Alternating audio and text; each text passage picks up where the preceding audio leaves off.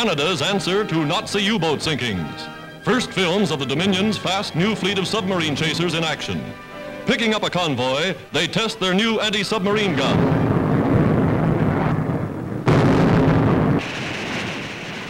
Built for terrific speeds, they cut the water like a knife.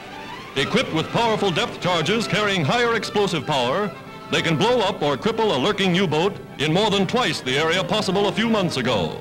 Here's a sample.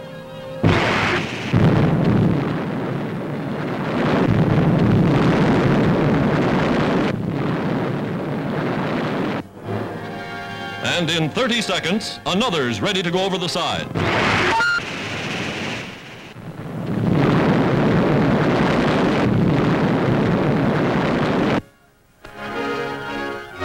That, says the skipper, is that.